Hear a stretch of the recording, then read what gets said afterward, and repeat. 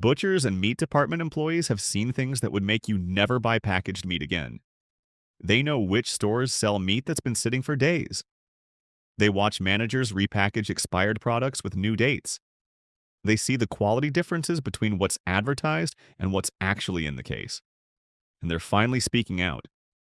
The grocery stores they refuse to buy meat from might be exactly where you've been shopping. You walk into your local grocery store thinking the meat department is regulated and safe, that expiration dates are accurate, that fresh actually means fresh. The reality is far more disturbing. Some of America's biggest grocery chains have meat practices so questionable that their own employees won't touch the products they're paid to sell. This isn't about minor quality differences. This is about expired meat being relabeled, spoiled products being ground up to hide the smell, and meat sitting at unsafe temperatures for hours.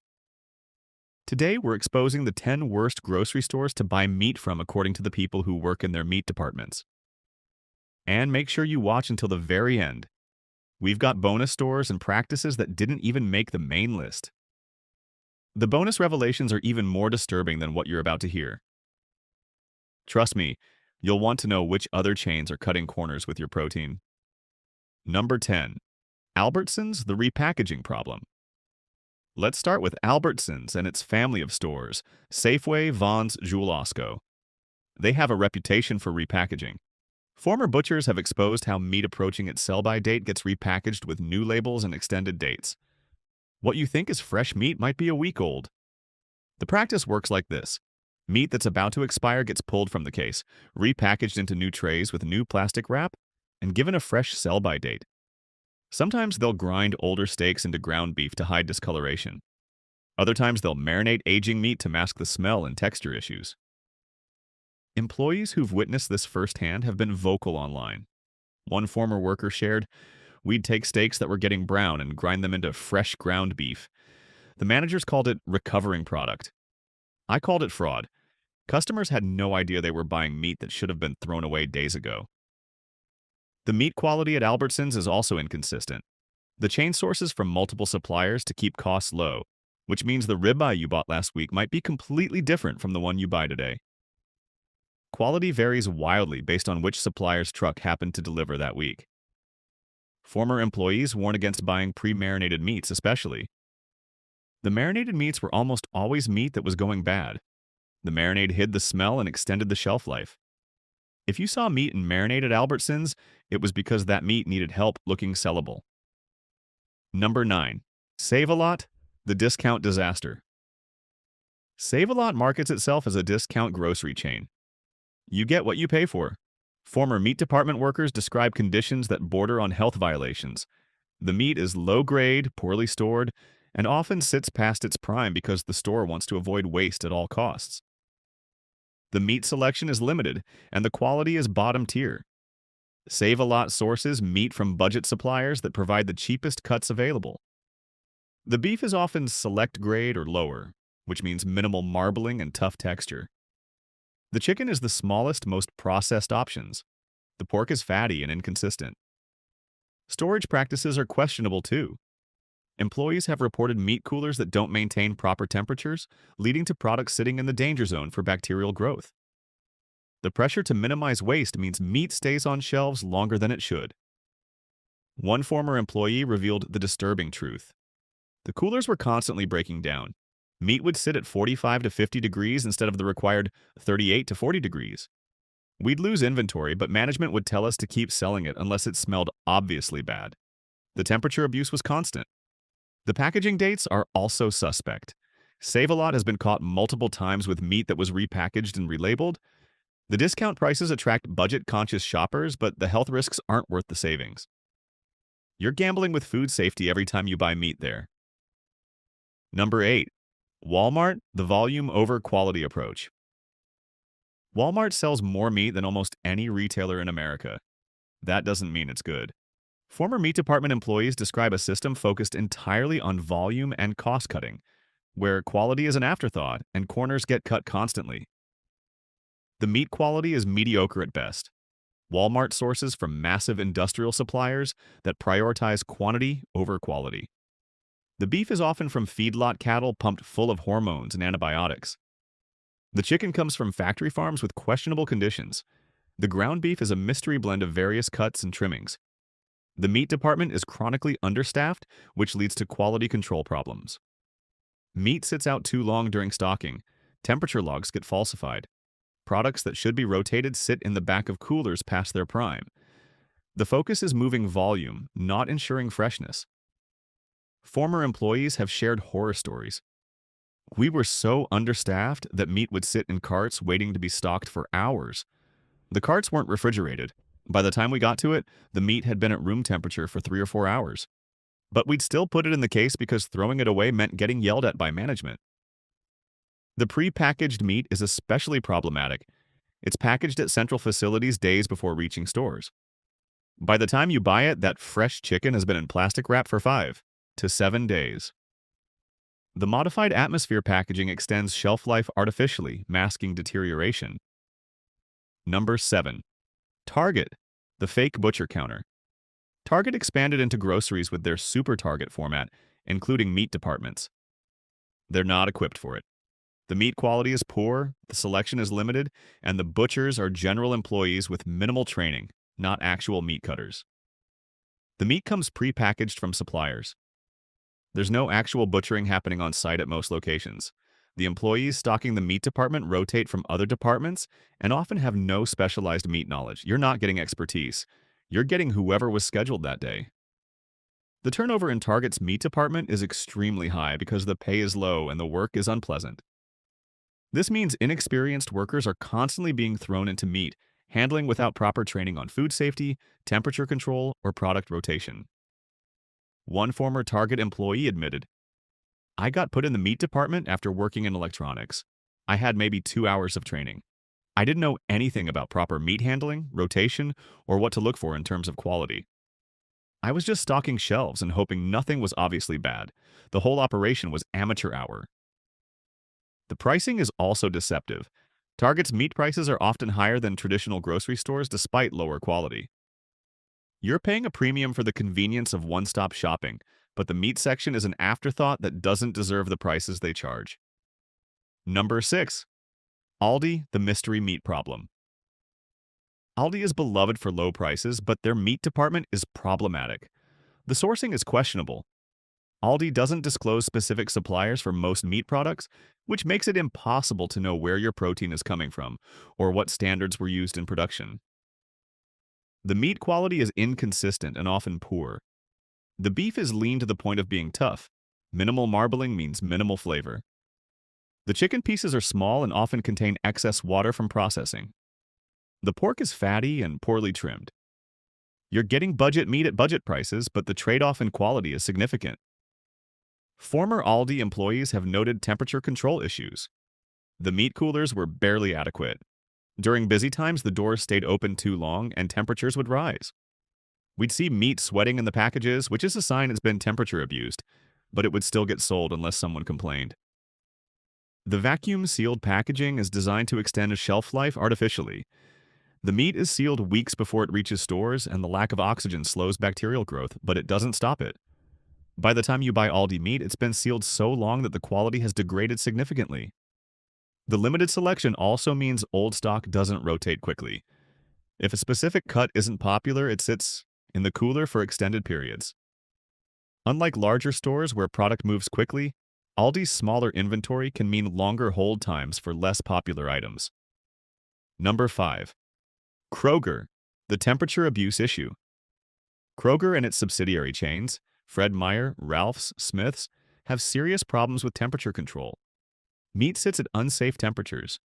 Former employees across multiple locations have reported consistent issues with coolers not maintaining proper cold chain. The problems start in receiving. Meat deliveries don't always get put away immediately, especially during busy periods. Pallets of meat can sit in the back room at room temperature for an hour or more before being moved to coolers. This temperature abuse compromises food safety from the start. The display cases have similar issues. The refrigeration units are often older and struggle to maintain 38 to 40 degrees. Meat near the front of the case, closest to customers, can be sitting at 45 to 50 degrees, prime temperature for bacterial growth. The bacteria risk is real. One former Kroger butcher revealed, The meat cases were constantly having temperature issues. We'd report it to maintenance and nothing would get fixed for days. Meanwhile, we're still stocking and selling meat from cases that aren't keeping product cold enough. I watched temperature logs get falsified to avoid failing inspections. The ground beef is particularly concerning. Kroger grinds beef in-house from various cuts, including trim and older steaks. The grinding process can distribute bacteria throughout the product. If the meat wasn't stored properly before grinding, you're getting contaminated ground beef that looks fresh. The pre-marinated meats are a red flag too. Like other chains, Kroger uses marinades to mask meat that's declining in quality. If you see heavy marinades on steaks or chicken, it's often because the meat needs help looking and smelling acceptable. Number 4. Grocery outlet, the closeout chaos. Grocery outlet sells overstock and closeout products at discount prices.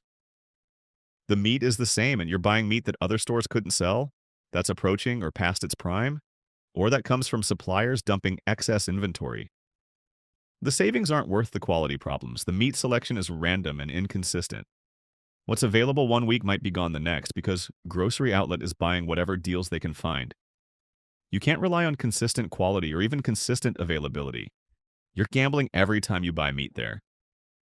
The expiration dates are often very close or suspicious.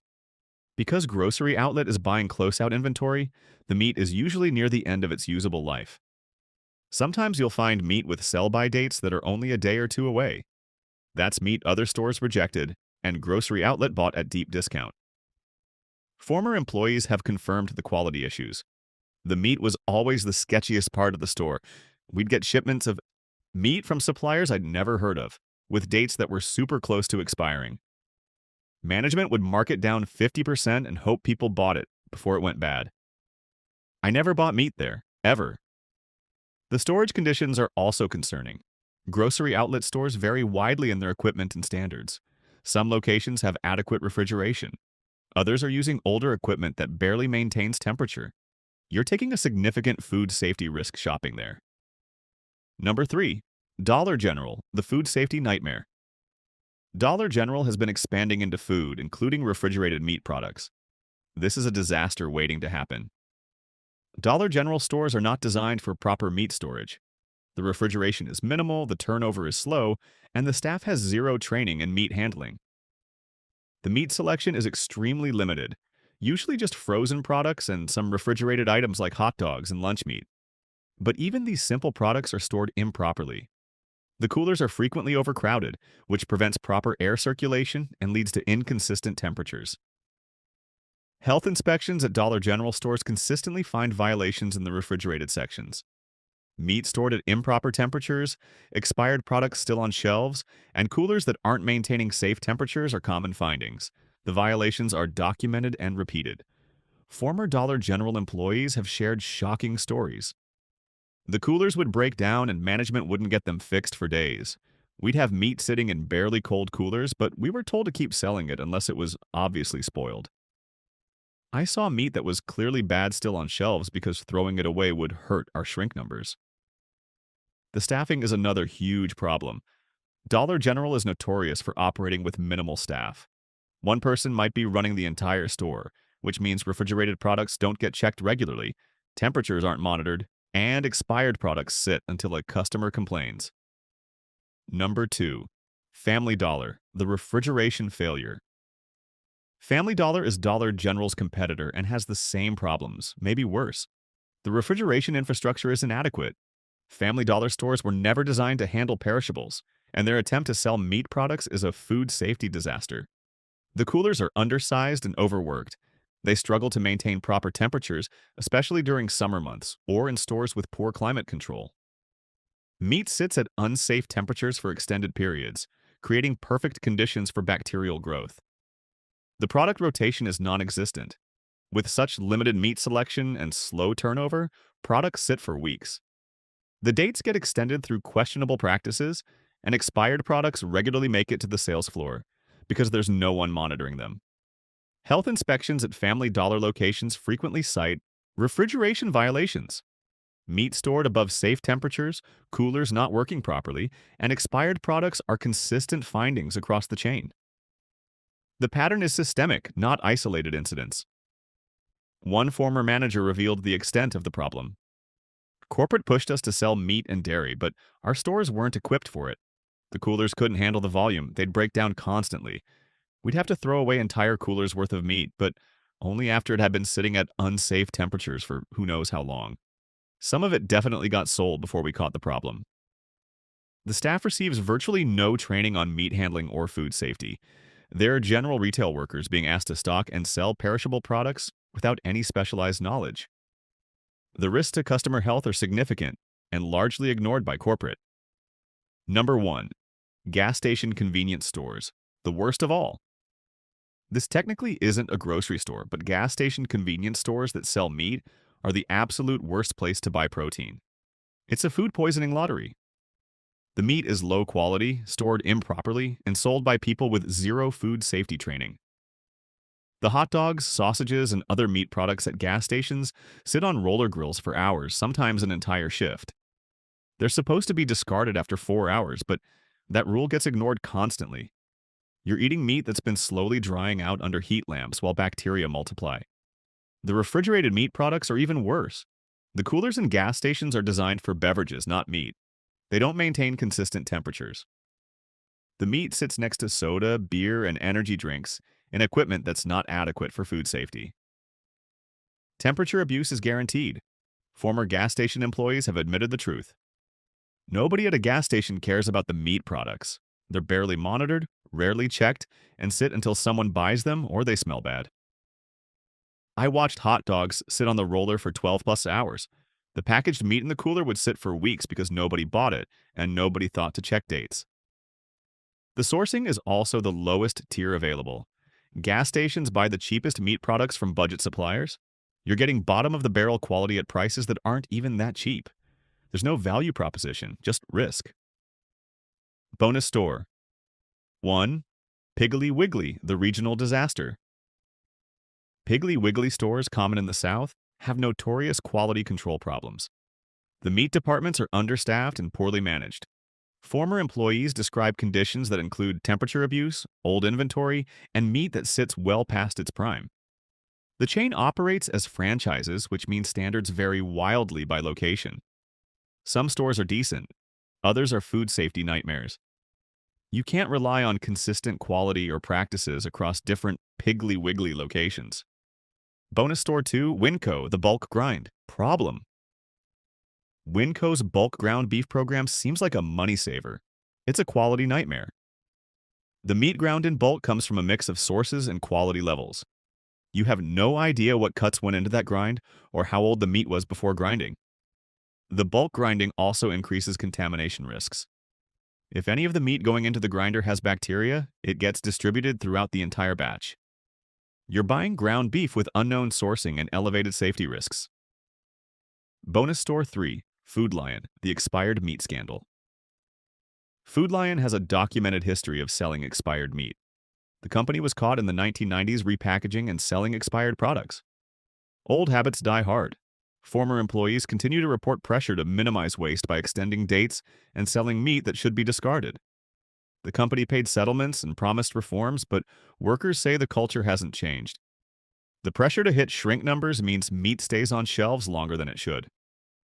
Bonus store 4, Food 4. Less, the budget bottom feeder. Food 4. Less is Kroger's discount banner, and it shows in the meat quality. You're getting the worst cuts from Kroger's supply chain at slightly lower prices. The savings aren't worth the quality decline. The meat departments in Food 4. Less stores are bare-bones operations. Minimal staff, older equipment, and lower standards make meat purchases risky. Bonus store 5. Smart and Final, the restaurant supply problem. Smart and Final sells to both consumers and restaurants from the same inventory. The consumer meat products are afterthoughts. The chain focuses on bulk restaurant supply and the retail meat section gets whatever's left over. The selection is limited, the quality is inconsistent, and the packaging is often bulk size that's impractical for home use. You're buying meat designed for restaurant use without restaurant purchasing power. Conclusion: butchers and meat department employees aren't trying to scare you away from buying groceries. They're sharing insider knowledge about which stores cut corners, ignore food safety, and prioritize profit over your health. Listen to the people who handle your meat. The pattern is clear: discount chains, understaffed stores, and retailers without proper infrastructure for meat handling are the worst places to buy protein. Temperature abuse, old inventory, questionable sourcing, and outright fraud happen more often than most customers realize.